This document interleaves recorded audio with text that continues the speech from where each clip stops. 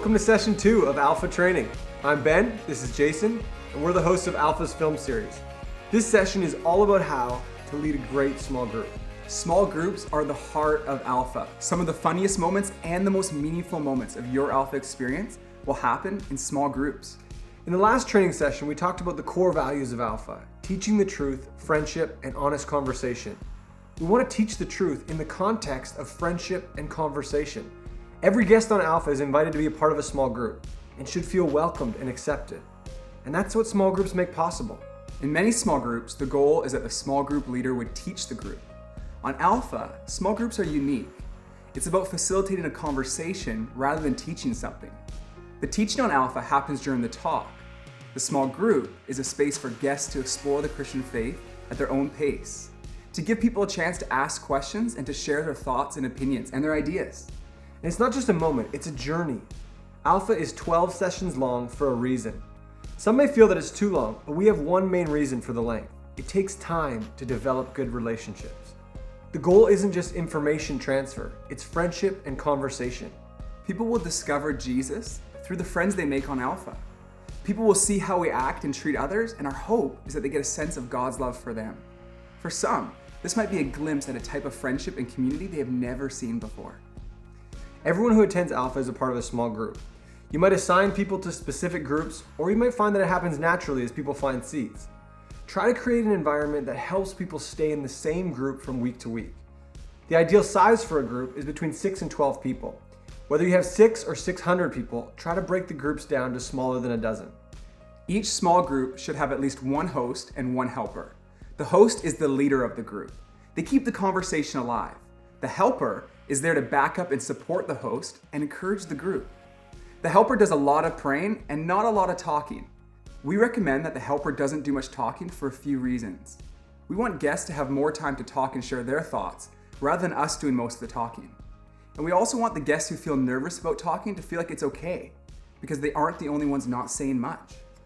I've often left after the first week of leading a small group thinking, this is horrible, no one wants to talk. But by the end of the 12 sessions, I'm always amazed at how close everyone is and how natural the conversation flows. We've built the Alpha film series in a way to help get the conversation going from day one. Each episode has 3 spots in it for discussion. We'll ask a question, show people on the street answering the question to spark ideas for the conversation, and then you can press pause and take some time to answer the questions for yourselves. The first question we ask is always an icebreaker. Something that's fun to answer, like, if you could have any superpower, what would it be? Bones laced with adamantium. Mine would be teleportation, and besides, having bones laced with adamantium isn't a superpower. It's just like a surgical procedure. It's probably going to be accessible in the next decade or two. Yeah, but you wouldn't be able to undergo the procedure unless you had regenerative abilities. So the superpower you'd want is regenerative abilities. Yeah, you're right. Anyways, or another question, like if you could have $1 million and you had to give it away, what would you do with it? Yeah, I know. I would do. I would. We got no time, man. I'd give it away. The first question may not have much to do with the topic of the episode, but it's a fun way to get our mouths moving and the conversation happening. It sets the stage for the more meaningful conversation that follows. Question 2 and 3 in the episode are directly connected to the session topic and will help guests engage in and think about the content. Plan for about 5 to 10 minutes for each question. You may want a little more time or a little less. We've included more questions for after the episode is done. You could plan to have another 10 to 20 minutes of discussion, as there might be some things that came up earlier that the group wanted more time to talk about.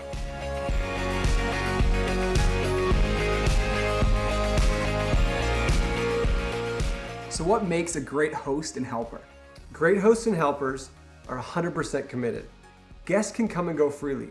It's okay if a guest misses a session or two, but hosts and helpers need to be there every time. Great hosts and helpers remember the names of the guests. It's such a great feeling when someone remembers our name. On the first night, have everyone introduce themselves to the group. It's not a bad idea to have everyone wear name tags for the first few weeks too. Great hosts and helpers pray for the people in their group. This will also help you remember names.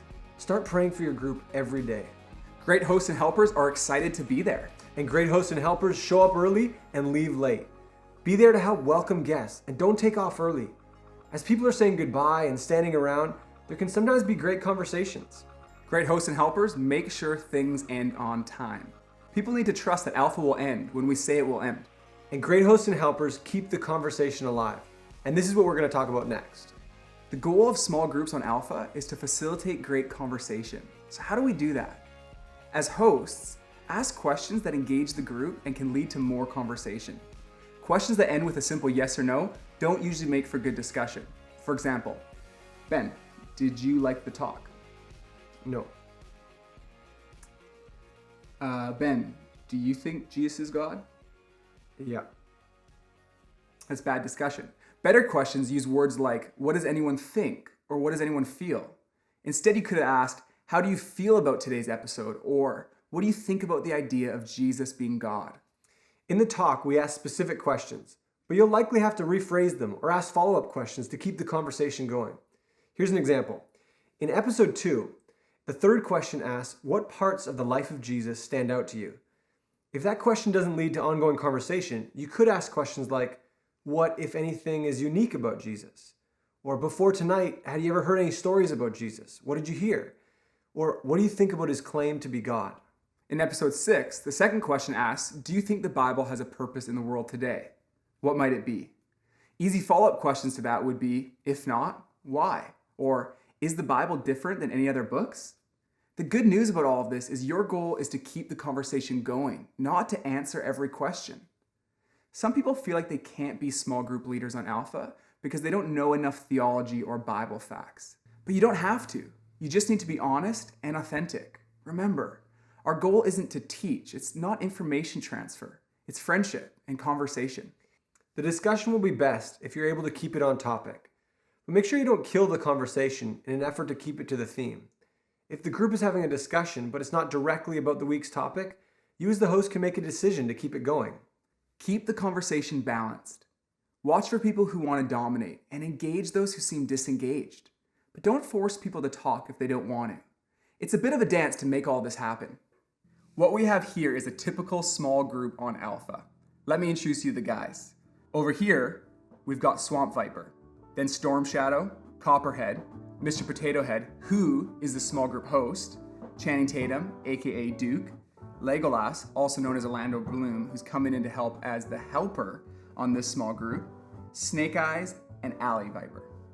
We'll use these action figures and this ball to show you what a good conversation and good discussion looks like. This is the goal. It's fluid, it's balanced, everyone gets a chance to talk, it's going back and forth. The host is doing a good job of engaging people, and people are feeling free to share their ideas and have a healthy discussion. Now we want to show you a few examples of what we don't want. This is what we don't want, the host doing all the talking. Mr. Potato Head kind of has a big head, he's a bit prideful, he thinks that everyone should just listen to what he says. That is not a good discussion group. This is no good either. This is Swamp Viper. He's got stories to share, all he cares about is his voice being heard. That's not the goal. Swamp Viper and Shadow Storm are getting really into a deep conversation. Even worse, Copperhead and Snake Eyes are getting into a debate. Copperhead says, listen, Snake Eyes, I think your idea is stupid. And then Snake Eyes says, Copperhead, I think you're stupid, and spikes the ball at him. And the whole discussion's ruined. This is the ultimate goal. Balanced discussion. People feel safe to share their ideas. People feel safe to be quiet. No one's getting shut down. People are sharing different ideas. Hosts and helpers are helping make things happen. This is the goal. This is great discussion. And great small groups end on time, because people have rides coming. Let's go, Channing Tatum. Later, Orlando. I hope you like the demonstration with the G.I. Joes. You might want to actually show this to all the guests on Alpha to demonstrate what good conversation's like.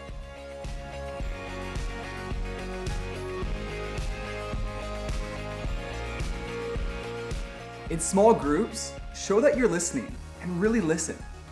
Actively listen along the way, but don't be cheesy. Just really listen and let your group know that you hear what they're saying. And you can do this without necessarily agreeing. You can respond in lots of ways. Interesting, thanks, or simple nod can show that they've been heard. Try to hear what people are saying. This will help you shape more questions to ask the group. As people share new ideas, invite the group to jump in by asking, what do the rest of you think about what Joe is saying? Encourage different points of view. The goal is not agreement, Don't feel like everyone needs to agree with you or even with one another. The goal is honest conversation, where people feel listened to and safe to ask and answer questions. I had a friend tell me that he didn't want to come to Alpha because he knew that he would disagree with what was being said in the videos, and he didn't want to offend anyone. I told him that we wanted different points of view in the discussion. I told him that he wouldn't offend anyone and that he wouldn't be the only one with a different perspective. Some people will test the waters on this. They might say something extreme to try to get a response out of the leaders, and other people will watch to see how you respond before they feel safe themselves to be honest. I remember my friend Carly told me in one of the first weeks that she didn't believe in God because that was dumb. And that's when I told her that she was dumb. No, I'm just kidding. I didn't say that. I was really glad that she was sharing, and we kept the conversation going. A few weeks later, she shared that she didn't believe in God because she tried praying when she was young, when there was a really bad thing happened with her and her parents, and God didn't answer her prayers. This was so different than her first answer. We were able to learn about her life and tell her that we're so sad to hear about that, and let her know that we didn't know why God didn't answer her prayers. Others in the group shared similar experiences, and it was a breakthrough for our time together. When people feel listened to and respected, they'll be able to share more honestly. Don't argue or debate with people. No one comes to Jesus because of losing an argument. Yeah, and don't criticize other denominations. It's just not helpful. Some people are nervous to come on Alpha at all. They think they'll be brainwashed or tricked. But when we welcome honest conversation, we disarm that perspective and make people comfortable to be themselves. I remember one of the first times I heard any Alpha training, and the person said, "Don't answer questions." And I was really confused. Sorry, come again, don't answer questions? I thought the job of the small group leader was to help people find truth. But what I've discovered is that as soon as the small group leader becomes the master of truth, answers every question, and corrects everyone who says something they don't agree with, the conversation shuts down. And then it's just another set of teaching. We need to let the talk do the teaching and the small group be the place for people to discuss. So now I'm sitting here doing the training, and I want to tell you guys, don't answer every question. If someone questions the legitimacy of Scripture or asks how God could let bad things happen, don't answer. Ask the group. Of course, you can participate in the conversation with a short thought, but you're best to help pull responses from the group. Some people need time to process information, and often by doing it out loud. Part of their learning is talking about it and hearing their own ideas. When you allow others to answer, you invite people into that learning. This really does require a certain level of trust. We need to trust that the message that was shared in the talk will take root in their heart, that the Holy Spirit will work over the 12 sessions through the talks and the discussion. Now, to be clear, please answer direct questions. If somebody asks, "Where's the bathroom?" don't say, "That's a really good question. What does the rest of the group think?" No, of course, you'd answer it. And if somebody asks you about something personal about you, if the conversation's balanced, it's great to answer. But it's also okay to say, "I want to make sure that everyone gets a chance to share. So let's move along, and maybe we'll come back to it later."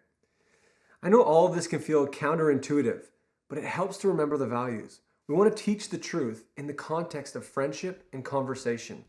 And this is encouraging for us. We don't have to be masters of theology, and it's okay not to know everything. We get to be ourselves, be transparent with our own questions and even our own doubts.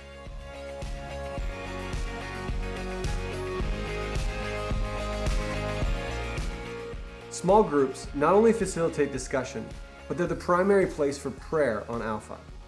The first time that the guests will encounter prayer is at the end of episodes 2, 3, and 4. Ben and I end these sessions by inviting people to respond in prayer and begin a relationship with Jesus. As hosts and helpers, feel free to chat with your group about it if you think they'd be comfortable. You can ask them, "What'd you guys think about the prayer at the end?" And this is a good way to begin a follow-up conversation. From episodes 5 to 12, we don't actually pray on screen anymore. Episode 5 answers the questions, why and how should we pray? We end that episode with an invitation for you to try praying as a group. Hosts will lead their small groups in a short time of prayer. This will be the first time that some of the guests have ever prayed out loud. Now there's a few ways you can lead this time. I think the simplest way is to explain to the group that we're going to go around the circle and take turns praying short, simple prayers. Let everyone know that no one has to pray and they can simply say, "Pass," and don't push it on anyone. If you're the group helper, say "pass," so that if a guest doesn't want to pray, they won't feel singled out or awkward. On Alpha, it's important that group hosts and helpers keep their prayers simple, sincere, and short. We want guests to feel like they could pray too. If we only make fancy, long, eloquent prayers, guests will likely feel intimidated and not try at all. And sometimes we have a tendency to pray in a different voice and with different words than we would normally talk.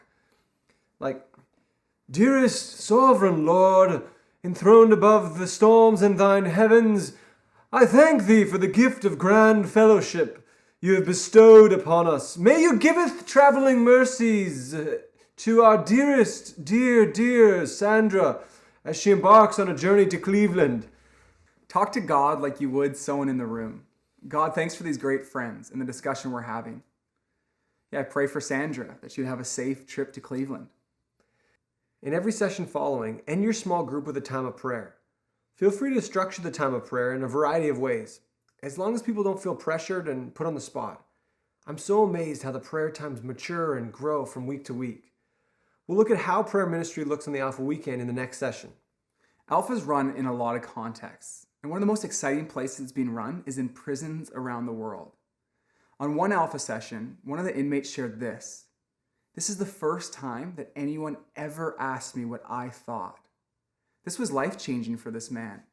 It was so valuable for him. He felt loved by the host because he cared enough to ask what he thought. This is such a good reminder for us. This might be one of the few places where people feel like their opinion counts and matters. I've heard it said that people don't care how much you know until they know how much you care. And I think there's some truth in that. As hosts and helpers, we get to show people how much we care.